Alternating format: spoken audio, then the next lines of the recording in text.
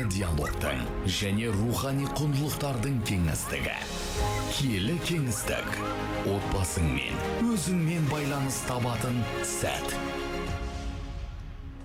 Және біз осы сәтке жеттік, қымбатты тыңдаушы. Өздеріңізге уәде еткендей киелі кеңістік хабары эфирде. Микрофон алдында Дилбар Ерсайынқызы және теолог Нұрлан Байжігітұлы. Нұрлан аға, қош келдіңіз. Саламатсыздар ма? Ассалаумағалейкум, ардақты қазақ елі. Қасиетті жұмадағы ниет тілектеріңіз қабыл болсын. Киелі кеңістікте қайта жүздестік. Амансыздар ма, саусыздар ма? Аға, сауап болсын, сауап жинайын деп едім, сауап алғым келеді дегенді көп естиміз. Бүгінгі хабарымыздың да тақырыбын сауап жолы деп алдық. Ең басты мәселені шешіп алайықшы. Әуелі сауап дегеніміз не? Сауап дегенді түсінікті болу үшін ризалық деп алсақ дұрыс шығар. Ризалық. Жаратқанның ризалығы, адамның ризалығы, елдің ризалығы, аруақтың ризалығы, әйтеуір не керек, риза болған жерде сауап болады. Енді біз бір бала құтырып жерге құлап түсіп аяғын қанатса сауап болды дейтіндер бар ғой. Құтырып кетіп едің, сауап болды деп. Енді ол сәл балама ретінде айтылған сөз, бірақ негізі сауап жаратқанның ризалығын алып келген бізде үлкен жақсы амал ғой. Сауап шын мәнінде ризалық, Алланың ризалығына жету. Сауапты содан кейін біздің көп адамдар сауаптың аясын сәл тарғып алғанда. Сауап тек қана мешітке намаз оқуда, мешітке садақа беруде, бір жетімдерге бір жақсылық жасауда деп әйтеуір сауаптың өрісін сәл тарғып жібергенбіз. Негізі сауап көп біз ойлағаннан әлдеқайда үлкен дүние. Сауап тек қана ризалықты емес, сауап деген болмысты, болашақты, өткен аруақтарды, тірілерді, пайдалы болуды қамтитын дүние. Сауап керек болатын болса, сіздің жақсы өмір сүруіңіздің өзі сауап деп айта аламын. Жақсы дегенде қалай? Біреуге қиянат қылмай, біреуге жаманшылық жасамай жүргеніңіздің өзі сауап. Сауап, мысалы айтайық, бір жақсы істі істеу сауап деп білеміз, Ал жаманшылықтан тыйылу? Ол да сауап. Ол да сауап, Яғни, мысалы, сіз бүгін ешкімге қиянат жасаған жоқсыз. Сауап аласыз. Сіз бүгін қоқыс жасқан жоқсыз. Сауап аласыз. Сіз біреудің жаны қиналатын іс істеген жоқсыз. Сауап аласыз. Негізі ұрлық істемейтін адамыз, Мысалы, ұрлық істемейсіз.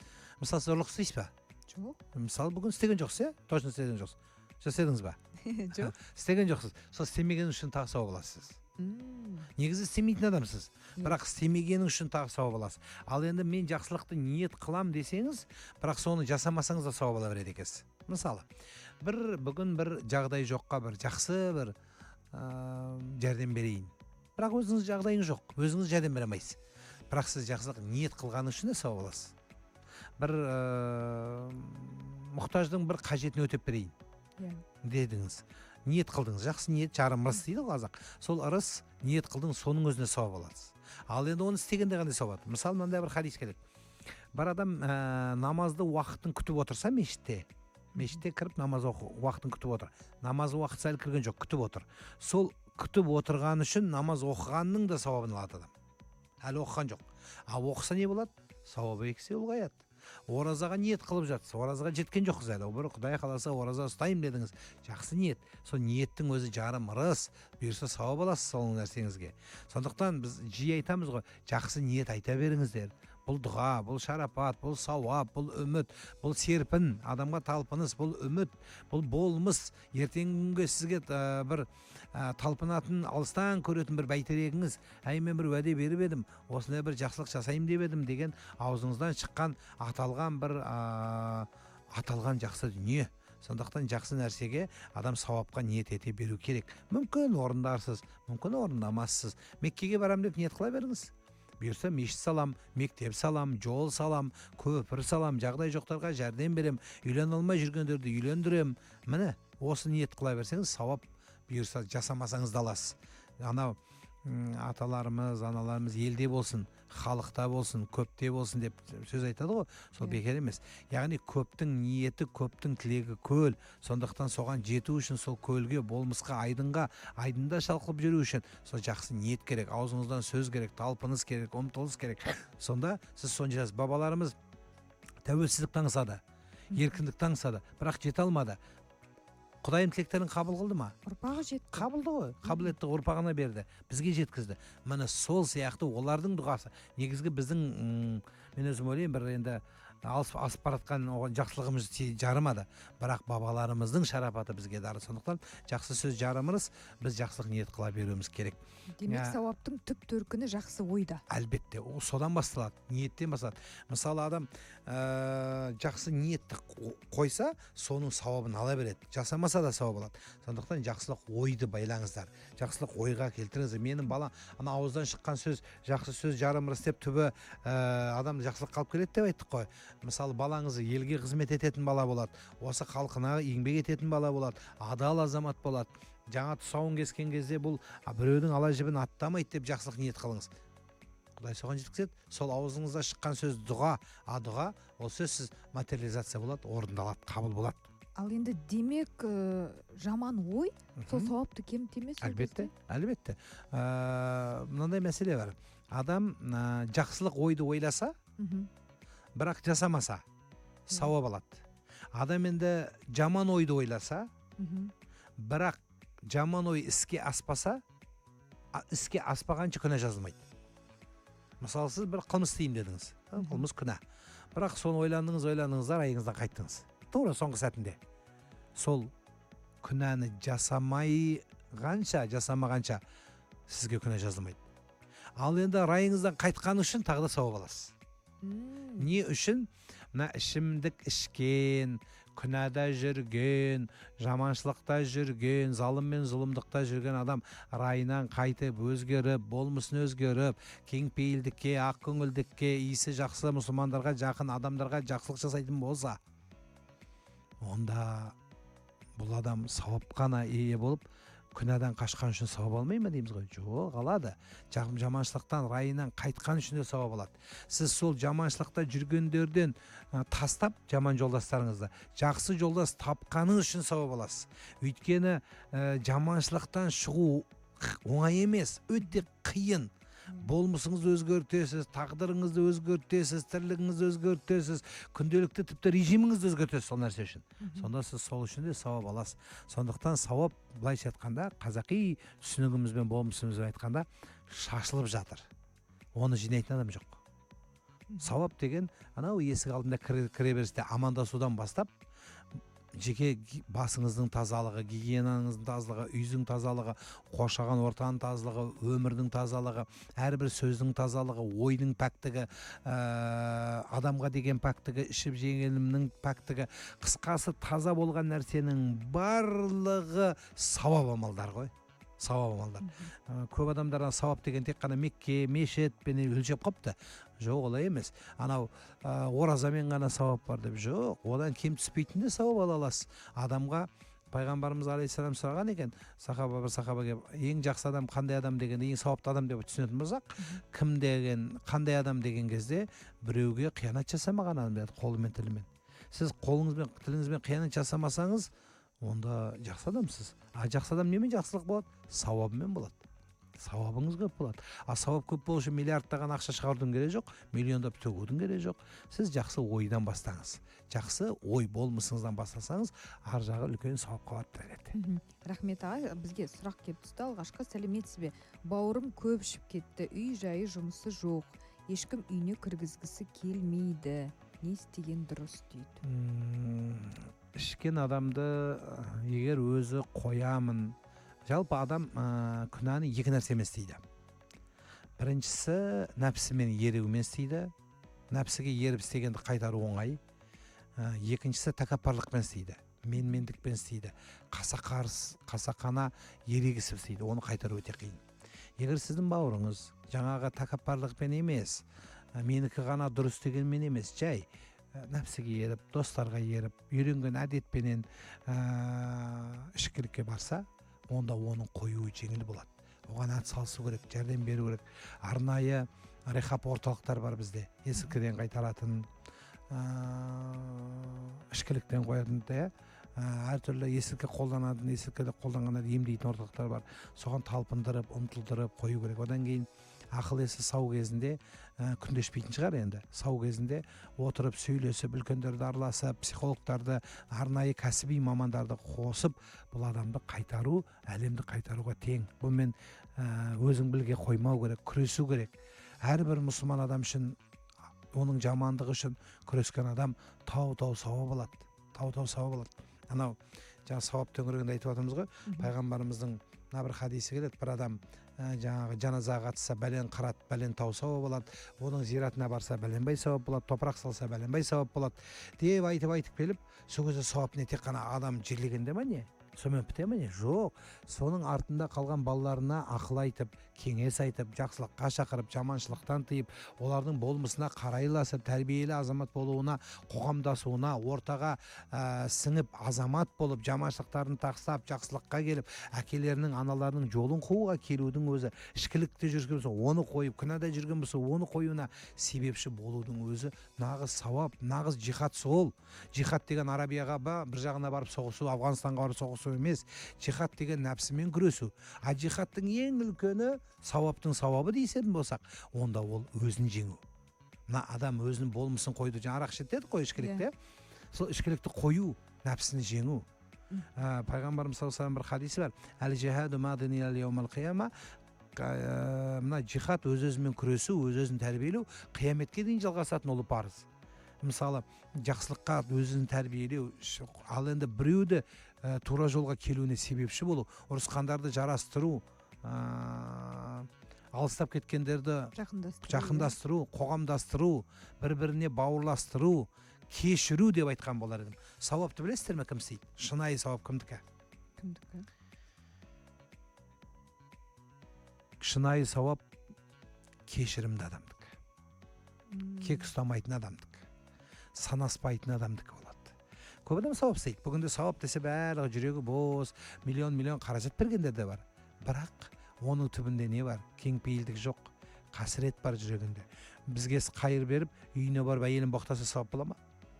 Мысалы айтайық, балаларына қатыгез, қатал болса, жауыз болса, немесе коррупцияға барса, немесе көрші қолаңмен араласу, иттің мінезінен жаман болса, бауырларыменен сыйыспаса, оның миллион теңге садақасына не пайда?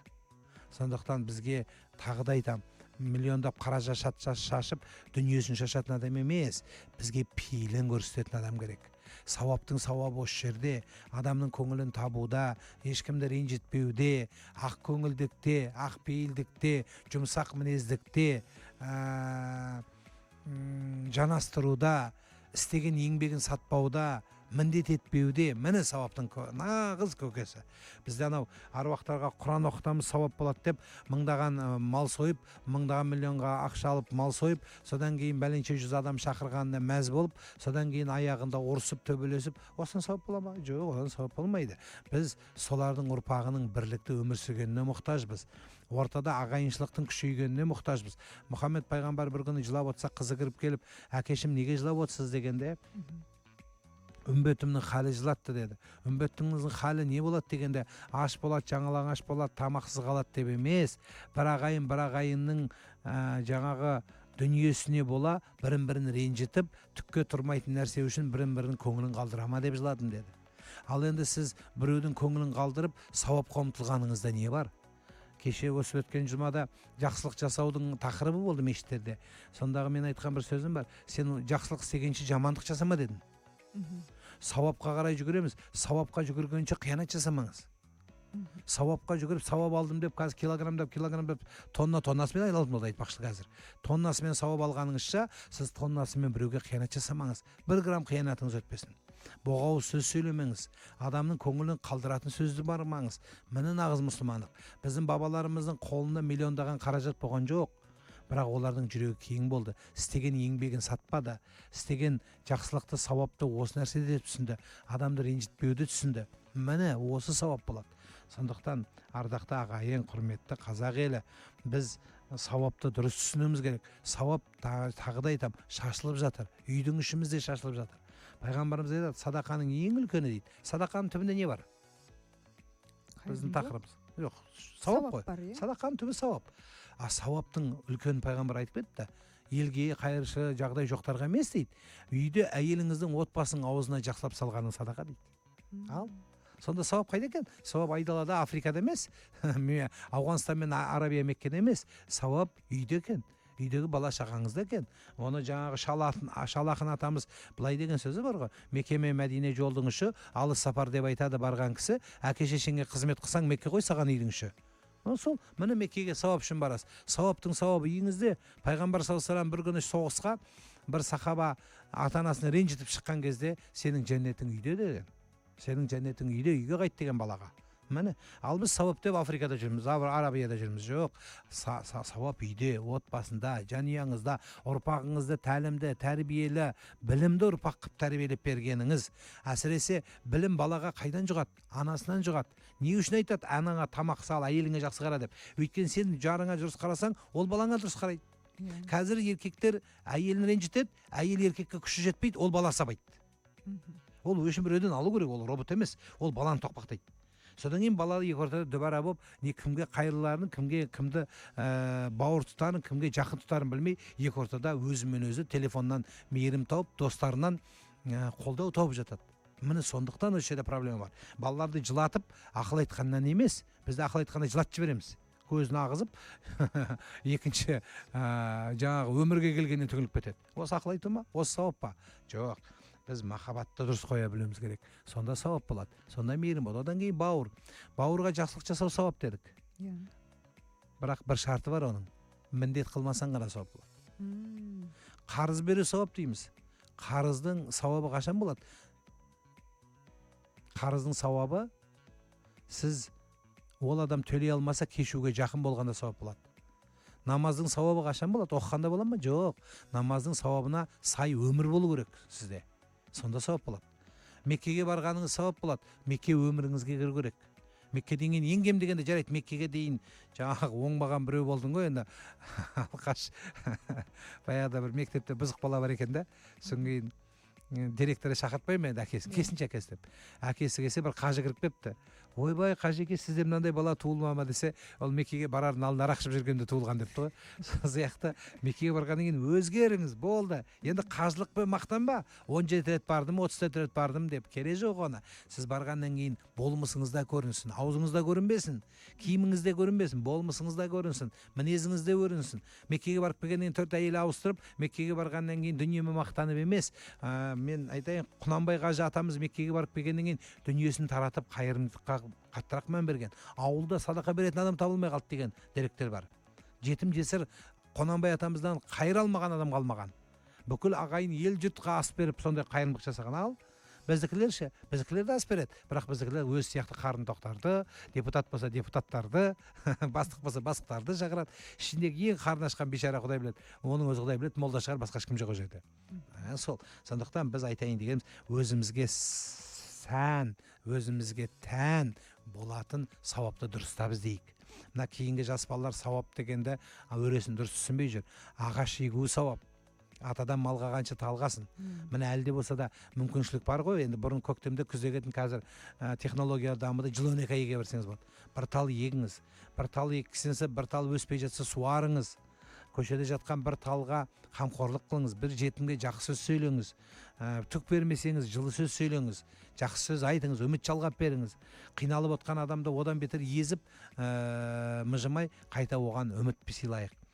Одан кейін жаңағы айтқан ата-анаға сауап көңілін қалдырмау бұлардың да. Сырын сақтай білу, ата-анаға біреу кеп шағым айтпау керек, сенің балаңнан күйдім деп. Міне сауап. Сонда сауап болады. Енді жаңағы біздің сауаптарымыз немен мақтанады? Басына памятник мазар тұрғыздым, содан кейін бұрқыратып ас бердім, 250 адам келді, сені мақтады бәрі. Өзі бізге тағы баяғыда бір кісі айтып еді маған, Нұреке, біздің ас анау мынау ас емес дейді. Ойбай, қандай ас десем, бізге өкіметтің адамдары келеді.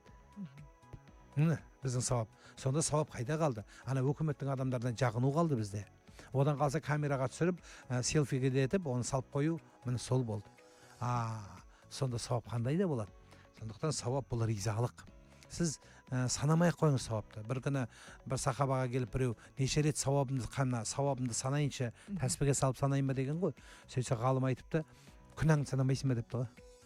күнәңді сана. Күнәңізді санасақ, тәсбінің тасы жетпейді бізге. Көршінің таспысын сұрап аламыз, айналып кетеді соншама. Ал енді сауапқа келгенде санаймыз, мен бүйтіп едім де, сөйтіп едім деп. Сондықтан сауапты дұрыс түсінуіміз керек. Сауаптың аясын кейінгі ұрпақ дұрыс түсіну керек. Бәленше мына дұғаны оқысаң, бәленбай миллиард сауап дейді да. Ана пайғамбарымыз саллаллаху алейхи хадисін дұрыс түсіндірмейміз де, дұрыс түсінбейді де біздің халық. Ана теңіздің көбігіндей күнәң болса, кешіріледі деп, сол дұғаны оқып алып жүргендерді мен білемін. Не намаз жоқ, не құлшылығы жоқ, жатқан жауыз, алаяқ, мошенник, бірақ дұғаны аузынан түсірмейді. Қалай өзі? Сонда адам сол дұғасыменен күшті болып болса, ішкенің шарап, ол шарапты ішіп алып үйіне келіп әйелін сабайды, содан қалса елдің алдында джентльмен, көшеге шыққанда бастық, елдің алдында тақуа, пір, үйге келгенде жексұрын қарап еді, онда қалай ол? Сол сауап, сол миллион пайғамбар саллаллаху алейхи вассалам, Алла тағала сол сауапты саған беріп қоя ма? Немесе мынандай сауап бар. Меккеге барып өлсең дейді, сауапқа батады екенсің дейді. Меккеге барып өліп, сол Меккеге самолеттер ұшып бара беріп, толып барып, бері қайтқан кезде самолеттер Эйр Астана пустой ұшып келе берсе қалай болады? Бола ма сол? Сол сауап бола ма сол? Жоқ, адамның өлгені сауап емес, адамның өмір сүргені сауап. Мен Меккеге барып өлейін деген арман қоймаңыз. Мен Құдайдың ризалығында болайын. Құдаймен жүздескен кезде жүзім жарқын болсын. Мына екі қолды жай бет сипаудағы мақсат не өзі? Құдайым бетімді абирсіз қылма деген сөз. Сауабыңыз тау болатын болса, бір міндет еткеніңізбен жойып жібересіз. Тау сауап болсын, бірақ біреуге алаяқ болып қарызын алып бермей жүрсеңіз, бәрі жойылып кетеді ол сауабыңыз. Біреуде пайда бермей қалады. Алаяқ болып, біреуді алдасаңыз, коррупция жасасаңыз, немесе қиянат жасасаңыз, үйдегі ең жақын деген адамдарға жау болып, ең айдаладағы біреулерге жақын болсаңыз, жалғыз қалатын адам жақынын жатқа сатқан болсаңыз, онда сізде қайдағы сауаптың әңгімесін айта аламыз біз. Сондықтан біздің жастарымыз дұрыс түсіну керек. Бүгінгі жастардың сауабы қайда деген айтайын ба? Бүгінгі жастарымыздың сауабы ғылым мен білімде. Ғылым мен білімде. Қай ғылымды қуса да балаларымыз түптің түбі ғылым тәрбиеге алып келеді, білімге алып келеді, өсуге алып келеді, өнуге алып келеді. Сондықтан жастарымыздың сауабы бүгінде білімде. Менен ана бір бала жазып сұрайды, мен ана арабша үйренейін деп қай мешіт медресеге барсам болады деп бәлен қалада едім деп. Сол жазған бір ауыз сөйлемде 9 ба 8 қатесі бар екен. Міне сол сауатсыз болып арабтың тілін білу үшін сауапты болу керек шығар. Құранды оқу үшін сауат керек. Сауатсыз баланы тұрып алып тұрып, сауатсыз бала болса, ол еңбегін ертең міндет қылса, мейлі ол қара жұмыс істесін. Қара жұмыста құрметке лайық, бірақ ол еңбегін сатпау керек. Сақалын сатқан кәріден еңбегін сатқан бала артық дейді. Еңбек ол қашанда сауап. Оқудан кейін айтайын дегенім. Сондықтан балаларымызды еңбекке, ғылымға, білімге баулысақ, ата-анаға да сауап. Дүниеден өтіп кетсе, пайғамбарымыз айтқандай, адам қайтыс болғанда сауабы тоқтайды. Сауап тоқтайтын кез болады. Сауаптың басталатын кезі болады. Мысалы, кішкентай бір бала сауап істеді. Сауап жазылмайды ол балаға. 5 жаста, 6 жастағы балаға амал дәптері ашылмайды. Балиғат жасына жетпеген, кәмелет жасына. Діни кәмелетке жеткеннен кейін амал дәптері ашылады, күнәлі сауап жазыла бастайды. Енді кішкентай баланың сауабы кімге жазылады? Сауап істеді ғой. Ата-анасына не оған себепші болған, үйреткен ұстазға жазылады. Екеуінің біреуіне жазылады. Екеуіне де жазылады, бірақ соның ішінде ата-анаға сөзсіз жазылады да, ұстазға да бір бөліміне оған да беріледі. Ал енді бұл амал ашылмаған бала. Ал енді амал дәптері жабылып қалады. Адам қайтыс болуымен амал дәптері жабылады. Бірақ 3 сауап тоқтамайды. Пайғамбарымыз айтты. Біріншісі валадун салихун деп айтылады. Салихалы ұрпақ, тәрбиелі ұрпақ, ғалым, білім, елге пайда келтірген, халыққа игілік алып келген бала, оның еңбегінен ата-анасына сауап бара береді. Дүниеден өтіп кетсе де, қазақта аунап түсті дейді ғой. Сол аунаған күйде тәрбиелі, иманды, салихалы бала қалдырыңызшы, ғалым. Сіздің балаңыз, аруағыңыз домалаған күйде тұрып емес, жатып емес, домалаған күйде жәнетке кіріп кетесіз. Локацияңыз жәнет болады. Сондықтан да сол жәннаттың локациясын іздеген адамға ғылым мен білімнің ордасы деп айтқан болар едім. Тәрбиелі орда деп айтқан болар бала ұрпақ. Екіншісі, сауабы тоқтамайтын кітап, білім, пайдалы ғылым. Үшіншісі, ел пайдаланатын дүние. Ол мектеп, ол көпір, ол жақсы бір елдің пайдасындағы дүние, мысалы жай намаз, мысалы көпір, бір пайдалы еңбек, сіздің ғылыми ашылу жасасаңыз, бір ғылыми, мысалы бір халыққа пайдалы, мысалы жаңбыр жаудырамыз деп жатыр, қазір табиғи орталық. Мысалы сол ғылым білімнің арқасында жетті. Сол ғылым білімді соған жеткізген адам соның сауабын алады. Дүниеден өтіп кеткен ұрпағына дейін сауап алады. Көпір салып бердіңіз, білмеймін, кітап шығардыңыз. Бізден қазір кітап шығар десе барлығы өзінің өмірбаянын жазып беретін болды қазір кітаптар. Гүлбирамен бәлен күн танысқам, одан кейін Гүлмирадан кейін мынаған үйленгем, осынша жыл жұмыс істегем, бәленбай жыл қасқол бастық болғам. Не пайда, бәріміз білеміз одан. Бастық болғанда кімге қиянат жасадың, соны жаз сен, қызығы сол. Қанша адамды лақтырдың, қанша адамға оны жазбаймыз. Ананы оқысаң, өз анау кейбір адамның бит амалын оқысаң, періште ме деп қаласың, анау кітаптарын оқысаң, ойбай, мынау өмірбаян періште ғой, бұдан артық. Бұл қалай өмір сүріп өліп қалмай деп таңғаласыз. Сондықтан сауаптың сауабы тағы айтам, ғылым мен білімде және еңбекте, енді сол сауаптың жоғалмауы сол еңбекті сатпауда міндет етпеуде. 8-700-140-00 достар, осы WhatsApp желісіне хат жолдаңыздар, сұрақтарыңызды қойыңыздар. jjfm.kz сайтынан көре аласыздар. Қазір музыкалық үзіліс жасайық Нұрлан аға, содан кейін эфирге қайта ораламыз.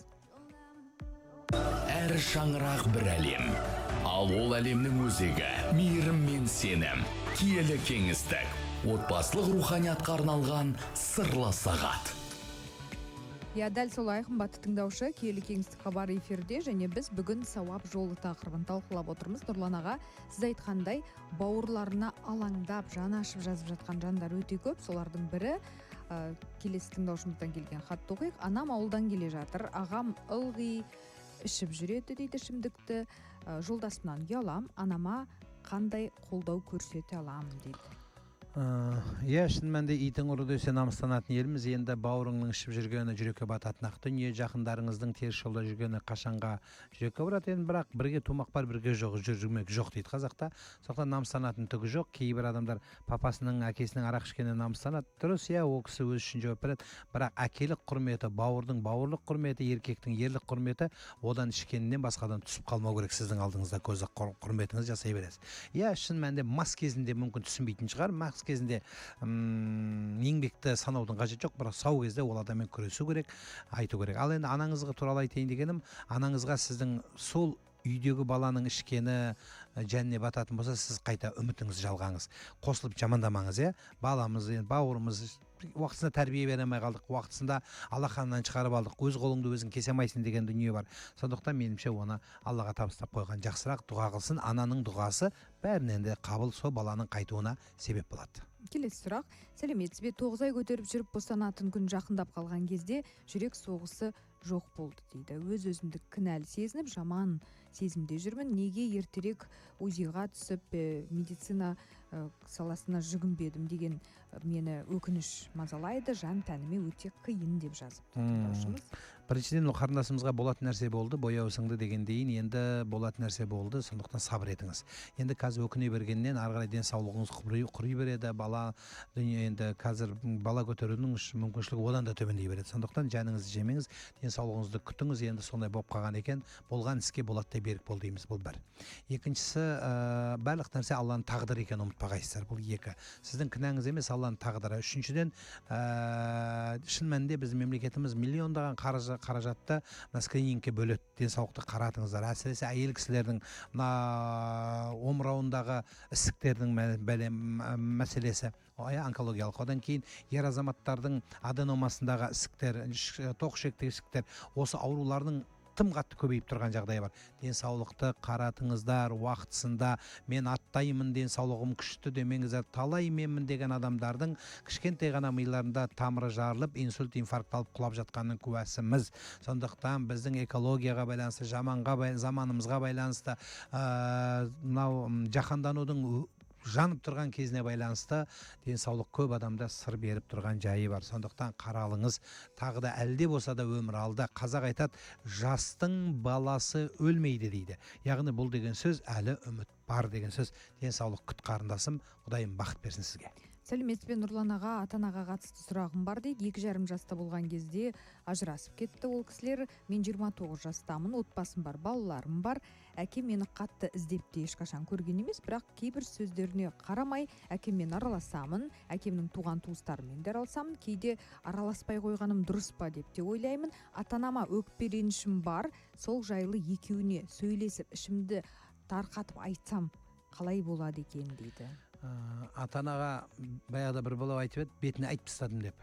Ата-ананың бетіне түгіл туфлиіне айтып тастауға болмайды. Аяқ киімін шешіп қойса, екі әке-шешең, солар екеуі жоқ кезде туфлиіне қарап тұрып сөйлеуге болмайды. Басқасын айтып аяқ қояйын. Ата-ана ол құрметі ең жоғарғы болған біздің асыл тұлғалар. Бірақ қазақ айтады, ата-ананың қадірін балалы болып білесің деп, олар дүниеден өтіп кеткеннен кейін білесіз, өкініште боласыз. Енді сіздің жағдайыңызда әкесін көрмей жүрген бала өте жақсы екен, өте дұрыс, әкесіне қарайласын, болсын. Енді айтудың керегі жоқ, іштей оны сол күйде көміп қойыңыз деп айтқым келеді. Бұл бір. Келесі, іздеп тапқан кезде жақсы араласыңызды міндет қылмаңыз. Одан кейін қаттыға кетіп баратқанда әкенің сөзі күшейіп кете бастайды ғой. Ақыл үйретіп сол кезде үндемей, сіздікі дұрыс етіп, немесе кетіп қалған. Сен өзің тастап кеткенсің, бізді жылатқансың, мамамызбен кетіп қалғансың, мен керек кезде қасымда болмадың, мен кішкентай кезде бүйтпедің деген сияқты анау қазіргі психолог сымақтардың айтып жүрген травма деген дүниелердің бәрін қою керек. Ата-ана ол құрметті адам. Оның қадірін, бағасын білу керек. Ертең күні дүниеден өтіп кеткенде травмаңызбен қоса қаласыз. Сол үшін ең жақсысы құрметіңіз жасай беріңіз, санамаңыз. Олардың қызметі сізге өтпесе де, сіздің қызметіңіздің өтуі үлкен тауды еңсергеннің сауабындасың алтыным. Соқтан Алла разы болсын. Өз балаңыздан сөзсіз жақсылық көретін күніңіз бар екен алдыңызда. Келесі сұрақ Нұрлан аға. Жақсылықты әлеуметтік желіге жариялау сауаптың қадірін төмендете ме? Әлбетте. Рия деп айтылады. Абай атамыздың өзі өсек өтірік мақтаншақ деп біз өткен бағдарламаларымызда санап тұрып кеттік қой. Соның ішіне мақтаншақтық, риягершілік дейді араб тілінде.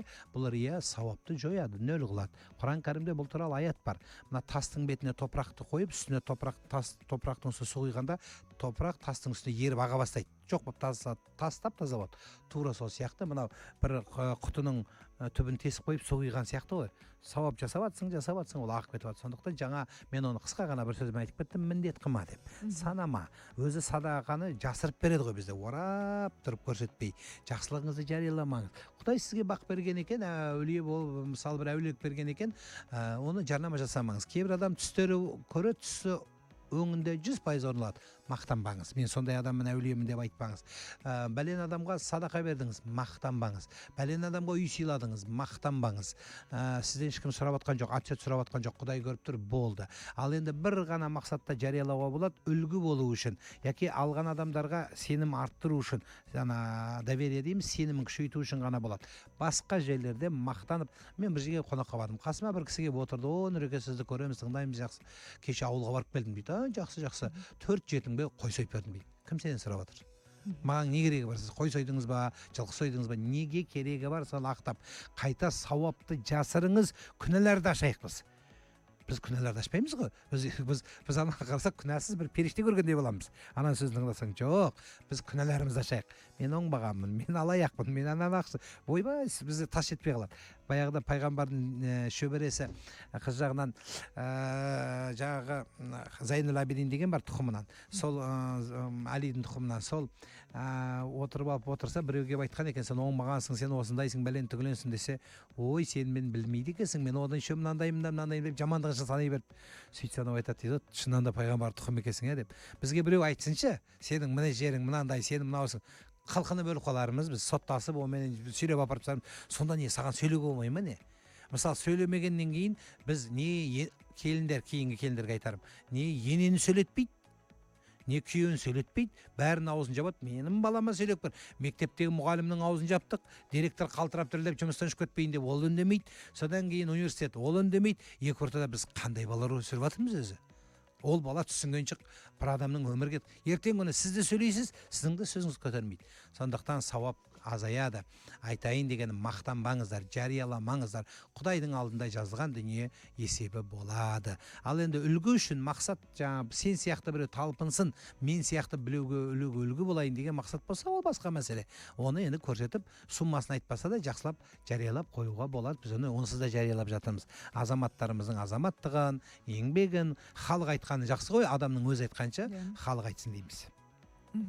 Сонымен қымбатты тыңдаушы, біз сауап жайында айтып жатырмыз. Қорыта келе және Нұрлан аға, жалпы менің түйгенім осы уақытқа дейін сіз айтып отырған әңгімеден, демек біз өзіміздің бойымыздағы бірінші кемшілікке көбірек назар аударуымыз керек. Әлбетте. Сауап адамды тәкаппарлыққа жетектеуі мүмкін. Ғылым, білім адамды менмендікке алып баруы мүмкін. Неге сауапты емес, кемістіктен баста дейміз. Кемістік, Абай атамыз айтпақшы, мен кіммін, қайдан келдім, қайда барам деген сауалды қойыңыз. Мен осынша мал сойған адаммын, мен 100 рет Меккеге барған адаммын, мен сұмдық адаммын десең, сенде тәкаппарлық көбейе береді. Жоқ, өзің намаз не үшін? Намаз адамның құлшылығы ретінде адамды бітіп сабасына түсіретін, жерді иіскететін, пұштайған мұрнын төмен түсіріп, мақтанбауға, тәкаппарланбауға алып келетін. Мен топырақпын деп өзін төмен алуға алып келеді. Неге екейіп қайта-қайта оқисыз? Құранда көп аяттарда сендер топырақтан жаратылғансыңдар деп жиі айта береді. Жаратылысымыз туралы. Неге? Тәкаппар болма, сауабыңмен мақтанба, ісіңмен мастанба, құтырма деген сөзге алып келеді. Дүниеңмен мақтанма, бар болса бер, жоқ болса жасырып тығып қой, ұрпағың ақ көре берсін, бермейді екенсің, сараң келсің, жарайды. Бірақ мақтанба, сауабыңнан ажырама. Елдің жүрегінде, мысал қазір әлеуметтік желі, кеше президентіміз де айтты осыны. Ішкен жегенімен мақтанып, тамағымен мақтанып, бәрі мақтанса, жағдай жоқтар бар ғой. Солардың жүрегі қандай күйге түседі? Мен де осындай болсам еді, ол да істейтін еді, онда миы жетіп тұр. Бірақ Құдай қолына бермей тұр. Ана қазақ айтпақша, көкірек сайрап тұр, Құдай қолды байлап тұр оның. Әйтпесе ол одан зорын көрсеткісі келіп тұр. Бір уақытта вертолетпен ақша шашқандар болған бізде. Міне көрсетейін сендерге деп. Ал солардың ақыры не болды? Сондықтан айтпақ болғаным, мақтанбаңыз, бар болса бөліп беріңіз. Бергеніңізді біреуін айтсаңыз, біреуін айтпаңыз. Мен айтпақ болғаным, сауапты жақсы ұстап қалудың бір лайфхагын айтайық, осымен аяқтайық. Сіздің бүкіл сауаптарыңыздың ішінде үйіңізде ешкім білмейтін бір сауап жасап жүріңіз. Және оны ешкім білмесін. Мен жуырда осыны бір азаматқа үйретіп едім, көп жыл бұрын. Ол жақында бір жігіт сол жігіт дүниеден өтіп кетті. Сонда баласына кейін көңілі барып айтқанда, сіз білесіз бе дейді, біз білмейді екенбіз. Папамыз бір жағдай жоқ семьяны өз мойнына алып, содан кейін ауылымыздағы дейді, біз өсіп шыққан мешіттің бүкіл есіктерін, ана полдарын, кілемдерін ауыстырып берді. Біз оны білмеген екенбіз дейді. Біз өлгеннен кейін, әкеміз кеткеннен кейін адамдар келіп айтып жатыр дейді да, осылай істеп еді деп. Міне, ең жақын жандары білмеген. Ең жақын балаларының өзі білмеген. Айтпаған ешкімге. Айтпаған. Өзі бір жаса, сондай тура сол сияқты пайғамбардың өзі жаңағы бір риуаят, енді ол риуаят болса да бір оқиға, жаңағы қайтыс бола салысымен Әбу Бәкір келіп, пайғамбардың әйелі қызы ғой енді, пайғамбардың бір жақсы ешкім білмейтін ісі бар ма еді дегенде, бір соқырға құрма апарып беріп тұратын еді депті. Сон жүгіріп барып құрманы апарып берсе, әлгі соқыр екен. Бірақ ол соқырдың аузына жаман сөз шығады екен пайғамбар туралы. Сонда үндемей боқтағайды екен пайғамбарды, боқтаса да ол құрма бере береді екен ғой. Содан кейін ол да Абу Бәкірді құрма беріп тұрған. Сөйтсе құрманы ұстап тұрып, сен кімсің депті. Соқыр ғой, көз көрмейді. Саған құрма беріп жүрген адаммын депті. Ол сөйлемейтін, сол адам, ол сөйлемейді екен. Мен Мұхаммедпін деп айтпайды екен. Сонда жаңағы солмын ғой дегенде өтірік айтасың депті. Неге десе, ол құрманы бергенде сүйектің дәнін алып тастайтын, сен сүйегімен беріп тұрсың деген да, мен осы жерден ұстадым депті ғой. Сонда сен кімнің бергенін білмедің бе депті. Жоқ, білмедім. Ол Мұхаммед қойса, қой, Мұхаммед бітті, мен жамандап жүрсем, ол маған жақсылық жасап жүрме деген екен. Иә, міне, біздің бабаларымыздан сіңген бізге ұлағат, таспен атқан ғаспен ат, санама еңбегіңді. Істей бер, қайтарымы Құдай болады. Құдайдан қайтар, адамнан қайтпайды деген міне қағидаларды қойған. Міне сауаптың сауабы соларда болады. Ал біз сауап істеп тұрамыз да, содан кейін микрофонмен астарда күтіп отырамыз. Неге мақтамайды, неге сөйлемейді бізге? Мақтау керек бәрі. Мақтанса мәз болып көңілімізді бір неге түсіргендей боламыз да, мақтамасын. Сіздің көңіліңіз мақтаса да, сізді даттаса да өзгермесе қабыл болады сауап. Сондықтан айтпақ болған лайфхакымыз сіздерге, құрметті біздің Жібек Жолы радиосының тыңдармандары, сіздің бір жақсылығыңыз болсын. Немесе бір дұғаңыз болсын аузыңызда. Ешкім білмесін. Өзіңіз ғана жаратушыңызбен білген, және өзіңіз ғана, және сол мұқтаж адамға қол созған. Миллиондап беру шарт емес. миллиардтап беру шарт емес. Ешкімге айтпа деп жақсылық жасап тұрыңыз. Маған да кейбір азаматтар келеді, қайыр беріп, кейде көмегін беріп айтады. Нұреке, егер осыны біреуге айтсаңыз, мен берді деп, мен сізге бермеймін дейді. Бірақ мен сізге жәрдем беріп тұрайын. Қандай мәселеңіз? Бір баланы маған келді, мен айттым, маған керегі жоқ. Бір мұқтаж бала тауып беремін, оқи алмай жүр. Соны оқытыңыз дедім. Қазір сол бала оқу бітіру үстінде. Мен сондықтан осы сияқты жасырын бір жағдайыңызға қарай бір сауап амалдарыңыз болсын. Аман болыңыздар, сау болыңыздар.